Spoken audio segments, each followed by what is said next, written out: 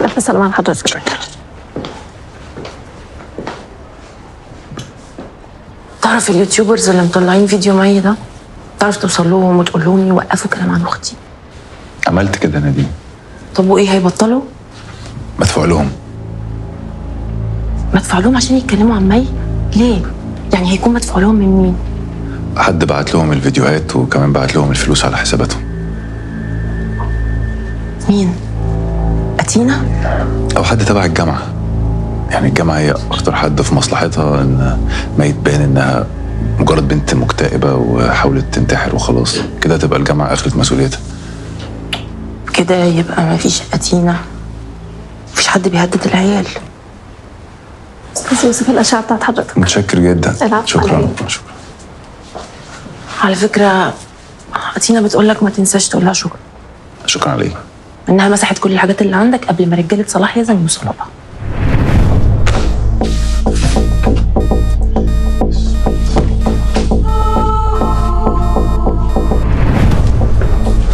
بس هو ازاي اتينا عرفت ان صلاح هيبعت ناس البيت وياخدوا الحاجه بتاعتي ويكسروها؟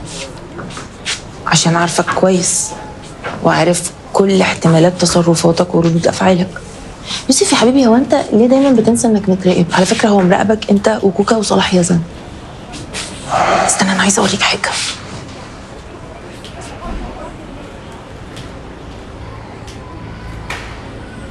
اطمني، صلاح يزن دي مش مي هيعرف صح؟ يعمل حاجه باللي معاه. اه.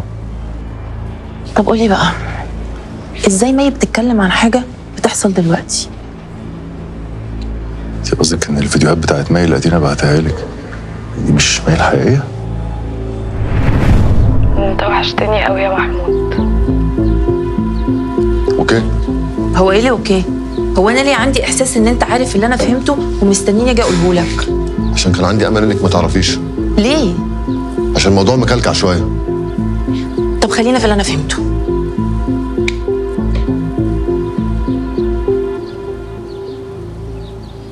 المهم انا عايزك تكشف ياسمين لايمان عشان تعرف ان انت شايف شغلك. انا بقالي يومين بكلم واحد صاحبي مات من سنين.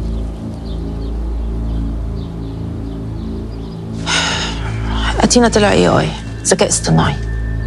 او حد بيستخدم الاي اي يخليكي تكلميه الحد اللي انت عايزه تكلميه. اكلم اللي انا عايزاه ولا اللي هو عاوزه؟ ده سؤال عبقري، لان من الواضح ان الاي اي بيبقى عارف انت عايزه تشوفي مين او تعرفي ايه، وبيلعب على مشاعر وفضول كل واحد فينا. ايوه بس اكيد البرنامج ده مش شغال كده لوحده، في حد وراه. اكيد مش شغال كده لوحده، اكيد في حد مبرمجه. زي مثلا تكوني بتفكري في حاجه ويطلع لك اعلان على الفيسبوك، اكيد حد مبرمجه سابه ينطلق. ايوه بس هيكون مين؟ انا عرفت من سليمان ان محمود الله يرحمه كان رافض تماما فكره ان البرنامج او المشروع ده يتجسس على البني ادمين. هو انت وصلتي لسليمان؟ هو اللي وصل لي.